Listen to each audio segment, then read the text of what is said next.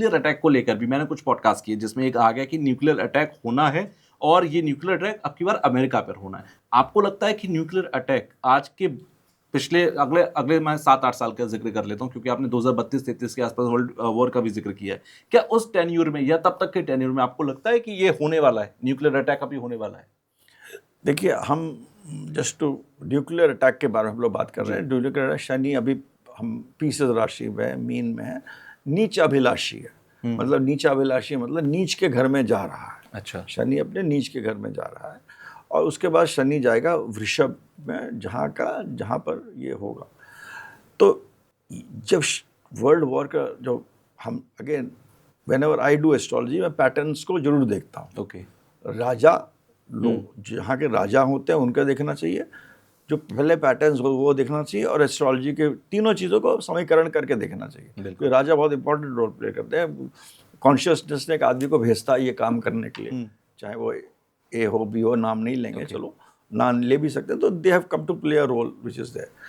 तो ये जो समय है वो ऐसा है कि जो राजा लोग जो हैं वो ऐसे डिसीशंस आएंगे जो ये सोचेंगे कि हमारा नाम रहे, मतलब हम मरेंगे हमारा नाम रहना चाहिए। आप हिटलर को देखिए, आप गद्दाफी को देखिए, आप बाकी, तो इसी तरह इस युग में इस समय ऐसे राजा लोग भी हैं जो ये चाहते हैं कि भाई हम कुछ हो जाए, दुनिया में कुछ हो जाए, मगर हमारा नाम होना चाहिए।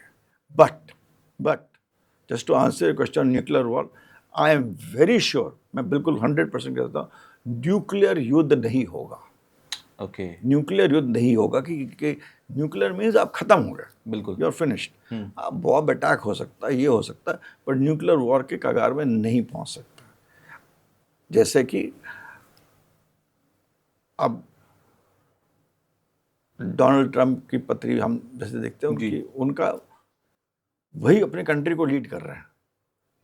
अब उनका राहु प्रधान आदमी है, वो भी चंद्रमा सूर्य उनके राहु केतु के साथ है और राहु प्रधान आदमी है। तो उनका जो अभी तो थॉट प्रोसेस होगा, इट विल बी कि मेरा नाम रहे, दुनिया में रहे। और एक उनकी दशा भी चल रही है गुरु में शुक्र। जब भी ये एस्ट्रोलॉजी का डिक्टिम है कि जब ये दशा अंतर्दशा चलती है, आपकी भी चले अगर, तो यू विल डू समथिंग जिससे कि आप इस कुर्सी में बैठे हो तो नीचे थोड़ा घुस जाएंगे। ओके, तो there will be a lot of decisions which will be made by the super power. They are the super power, बिल्कुल, है ना। दे विल मेक ऐसे डिसीजंस बनाएंगे, लेंगे, जिससे कि वर्ल्ड ऑर्डर चेंज होगा, स्ट्रक्चर्स चेंज होंगे। एक जैसे मैंने आपको बताया 15 मई से 30 मई के बीच में करीब करीब वो समय आएगा जब चंद्रमा केतु से के पास जाएगा, करीब करीब 15 जून से 30 जून के बीच में।